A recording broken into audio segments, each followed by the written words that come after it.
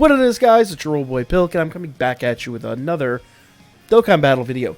Now, today we are talking about LRB Pan, because literally, by this time tomorrow, pretty much we all have a chance to have her. She's free to play. If you've been doing the B-Pan event every single day this week, or since it's been running at the beginning of July, you have an opportunity tomorrow to actually complete the this one right here. You actually have an opportunity to complete the LRB Pan. Basically, get enough of her medals to clear her event. So here we go. So once we clear it 15 times, we're going to get another B Pan, which I don't need. I'm full on her, and the medals. Now I want to talk about this very specifically. So basically, when I run this tonight, this is my 14th run. Tomorrow will be my 15th run. Now, let's talk about LRB Pan, what she does, and whether or not she's worth the Kais. Because as you can see, if you see mine here, I have, per usual, I have the one rainbowed and the one that is not. This one's SA10, this one's SA10. My goal is to bring them both up to up to LR and combine them for a total of SA20. Just like I always do with the free-to-play. Now, that is my general go-to answer. That's what you want to do. Let's talk about what she does, though. Okay? So it says here, so I got 13 of the 15 medals. I'll get the 15th tomorrow evening. I'll get the 14th tonight when I run it. But let's just open this up and see what she actually does. Okay? Detail list. So we're not worried about her leader skill. You're never going to use her leader skill. Super attack level. Okay, she's got 2 super attacks. She's got a 12 key that actually will activate when she's above SA5, which if you get her up to LR and she's not SA5, that's on you, 100%. The way you'd want to do this, you want to at least have one that's completely rainbowed, ready to go before you take her up to LR. I'm going to take my second one to LR, that one, and combine them at SA20. That's me. But the base 12 key, which will be actually 9 key for those of you that have her above SA5, causes colossal damage to the enemy and a chance of stunning the enemy. Chance. It's not a very good chance. Now, this one from 18 key, which will actually be 14, I think, key. I think it's 14 key. Causes colossal, not mega colossal damage. No, she causes colossal damage with a medium chance of stunning the enemy. So that's an important factor here. Pretty bad chance to stun the enemy. Pretty decent chance to stun the enemy. Not amazing, but decent. But hold up. You said colossal. Yes. Both of these are colossal damage. Remember, colossal damage is a bad modifier. Okay, not a bad modifier. It's slightly better than supreme, but it's no immense damage. Now, let's look at her passive, because surely she's got to have some kind of, if she's only got colossal damage, she's got to have some really good, percentages as far as damage goes in her passive, right? So her passive skill recovers 33% of damage dealt as HP, high chance of reducing damage received by 55%. So she's tanking, and she's got an amazing HP recovery, but hold up. She has no damage percentage on this. So basically, she's not going to produce any damage at all. This unit is going to be struggling on the best teams to produce a mill. Well, okay. Let's take a look at her links, okay? All in the Family, defense plus 15%. Saiyan Lineage, key plus 1. Battlefield Diva, key plus 2. GT, also key plus 2. The Innocence is attack plus 10%. That's really good. Shattering the Limit is key plus 2. And Legendary Power, as we all know, is plus 5,000 when you get a super attack, which really isn't. Where are her attack links? Well, the Innocence is it. This unit, I've seen 100% damage tests with her where she struggles to get 1.2 mil. Struggles with the best teams. Now, she has very good key links. What is this unit for? This is a support unit. Now, we need to talk about her active skill, too. Her active skill activates on the 3rd turn, which is awesome, and all allies get 33% attack damage for 1 turn. That's amazing. Okay?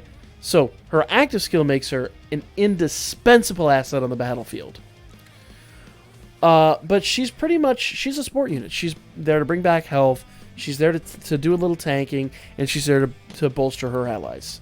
That's it. This unit is not designed to produce damage. That said, you need to produce a little bit of damage to gain that damage back. So, for me, my teams are pretty beefy. My teams do not need a lot of that damage reduction or that damage, or say damage, the damage, I guess, return, so to speak. Okay, so let's say she hits for a mil.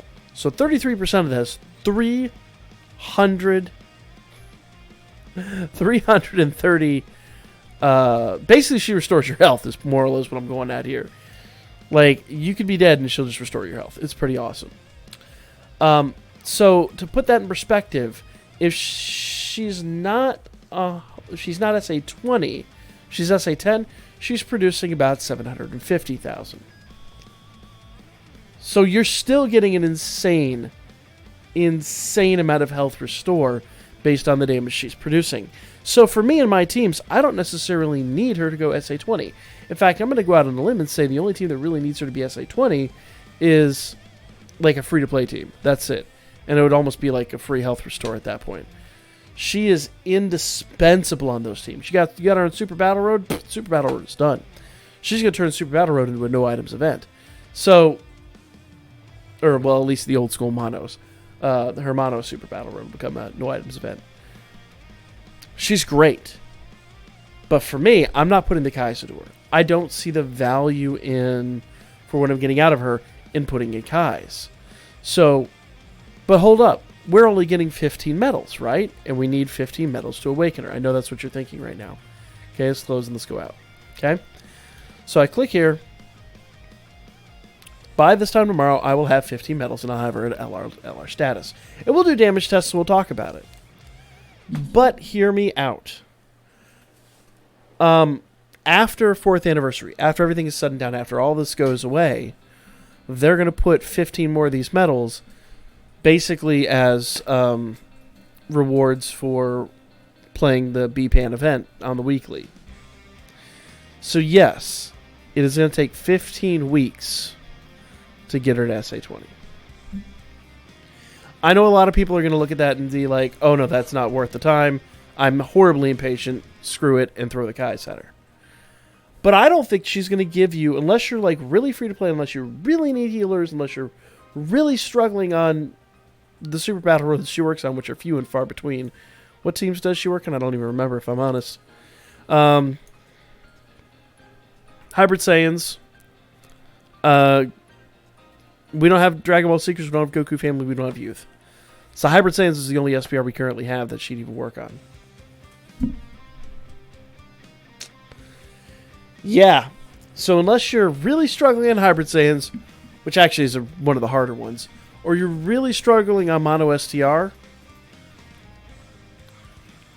I don't think she's worth the Kais. I'm going to say hold off, me personally.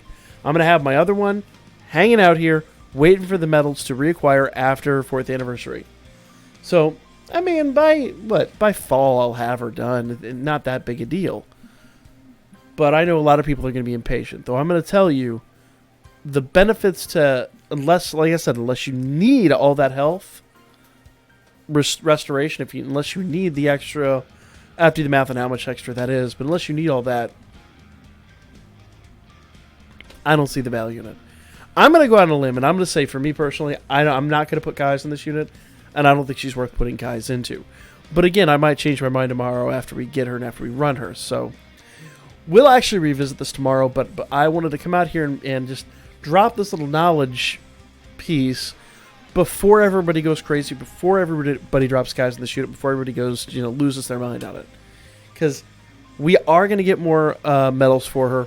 She can absolutely be done free to play LR, SA20, the whole 9 yards. You just got to be patient. So my method is I have the one I've had forever that's SA10, rainbowed and done. Got my second one over here that's also SA10, not rainbow, just SA10. Like I said, I'm going to LR this one tomorrow. 15 weeks down the road, it's closer to like 18 weeks down the road, LR this one and combine them for SA20. That's my method. Let me know what you guys are going to do. I just really don't personally think that I'm going to see my value out of those Kais. I think they're going to be better saved for like the new LRs that are coming and things like that. So let me know what you guys think. Definitely comment in the comment section down below. I think this is a good discussion to have, and I think the general feedback down there is going to help people to watch this video. So my 2 cents. Follow the Birdman. Hit me up on Booker. Make sure you do hit that like button, and definitely comment to let me know what your plans are. Subscribe if you haven't already, and I will lay your ass out here with more Dokkan Battle. Actually, we got our damage test for Goku. I got to finish editing it up. I'll have that out tomorrow for you guys, and I promise you, it is going to be mind-blowing. It blew my mind. It's going to be a ton of fun, so make sure you tune in for that one. It's probably one of my favorite videos I've ever made on this channel. It's going to be so much fun.